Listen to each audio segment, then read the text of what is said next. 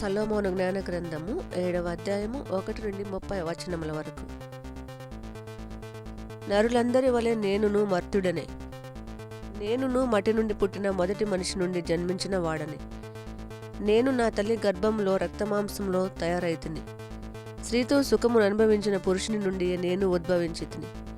10 నెలల పాటు నా తల్లి గర్భమునందరి నెత్తురులో నా దేహము రూపము దాల్చెను. పుట్టినప్పుడు అందరు పీల్చుగాలి, నేనును పీల్చితిని. అందరినీ భరించు నేల మీదనే నన్ను కూడా పరుండబెట్టిరి. అందరి వలె నేనును ఏడ్పుతోనే నా మొదటి శబ్దమును చేసితిని.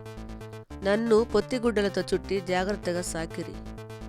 ఏ రాజును ఇంతకంటే భిన్నమైన జీవితం జీవించి ఉండడు. నరులెల్లరూ ఒక రీతిగానే పుట్టి ఒక్క రీతిగానే చతురు.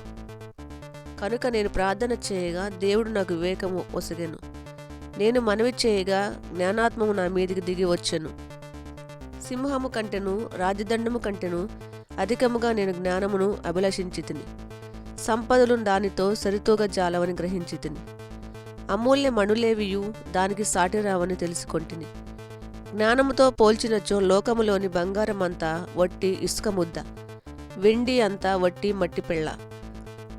నేను ఆరోగ్యం కంటే సౌందర్యం కంటే జ్ఞానమును ఎక్కువగా కోరుకొంటిని.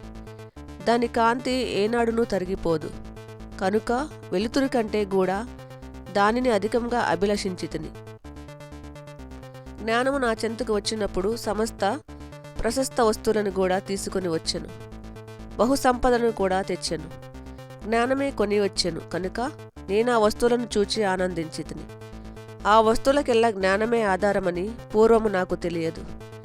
నేను చిత్తశుద్ధితో సంపాదించిన జ్ఞానమును గూర్చి మీకు నిశ్చింతగా తెలియజేసేదను. అది నాకు తెచ్చిపెట్టిన లాభములను నేనొక్కడినే దక్కించుకోను. జ్ఞానము తరగని నిధి వంటిది. దానిని సంపాదించువారు దేవునికి స్నేహితులగుదురు.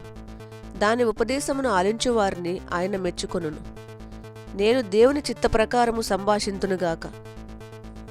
నేను నేర్చుకున్న సంగతులకు అనుగుణముగా మాట్లాడనుగాక. ఈ భాగ్యమును దయచేయవలెనని ప్రభువును వేడుకొనుచున్నాను. జ్ఞానమును నడిపించువాడును జ్ఞానులను చక్కదిద్దువాడును ప్రభువే. మనమును మన పలుకులను మన జ్ఞానమును నైపుణ్యమును ఆయన ఆధీనమున నుండును. నరులకు ఆయా వస్తువుల జ్ఞానమును దయచేసిన వాడు ఆయనే. ప్రపంచ నిర్మాణము గూర్చియు పంచభూతమును గూర్చియు కాలపుట రంభను మధ్యమును అంతమును గూర్చియు సూర్యగతిని గూర్చియు ఋతుక్రమములను గూర్చియు గ్రహములను యుగములను గూర్చియు ప్రాణులను వన్య మృగలను గూర్చియు వాయువులను గూర్చియు నరుల ఆలోచన విధానమును గూర్చియు పలు రకములైన మొక్కలను గూర్చియు వన మూలికలతో చేయు మందులను గూర్చియు నాకు తెలియజేసినవాడు ఆయనే. నరులకు స్పష్టంగా తెలిసినవనియు తెలియని కూడా నేను నేర్చుకొంటిని. అన్నిటినీ అస్తిత్వం పొసగని జ్ఞానమే నాకును బోధ చేసెను. విజ్ఞానము యొక్క ఆత్మము తెలివి కలది, పవిత్రమైనది, ఒక్కటి అయ్యు బహుముఖములు చూపట్టున్నది, సూక్ష్మమైనది, చలనాత్మకమైనది, స్పష్టమైనది, పరిశుభ్రమైనది, స్వచ్ఛమైనది, బాధింపరానిది, మేలు చేయునది, చురుకైనది, ఎదిరింప సఖ్యము కానిది, ఉపకారము చేయునది, నరులతో స్నేహము చేయునది, స్థిరమైనది, నమ్మదగినది, విచారమునకు లొంగనిది, సర్వశక్తి కలది, సర్వమును పరీక్షించున్నది, జ్ఞానాత్మకములను పునీతములను సూక్ష్మమునైన ప్రాణులన్నిటిలోనికి ప్రవేశించున్నది. జ్ఞానము కదలిక కంటే కూడా త్వరగా కదలును. అది పవిత్రమైనది కనుక అన్ని వస్తువులలోనికి ప్రవేశించును. అది దైవశక్తి యొక్క శ్వాసము, ప్రభువు మహిమ యొక్క స్వచ్ఛమైన ప్రవాహము. మలినమైన దేదియు దానిలోని ప్రవేశింపజాలదు. అది శాశ్వత జ్యోతికి ప్రతిరూపము, దేవుని క్రియాశక్తిని ప్రతిబింబించు నిర్మలపుటద్దము, దేవుని మంచితనమునకు ప్రతిబింబము. అది ఒంటరిగా పనిచేసినను అన్నిటిని నిర్వహించును. తాను మార్కయ్యే అన్నిటినీ నూతనీకరించును.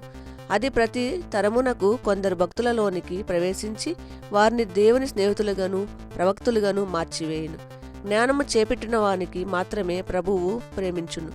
అది సూర్యుని కంటే తేజోవంతమైనది, నక్షత్ర రాసుల కంటే కాంతివంతమైనది, వెలుతురు కంటే కూడా మెరుగైనది. వెలుతురు చీకటికి లొంగిపోవును, కాని చెడు మాత్రం జ్ఞానమును జయింపజాలదు.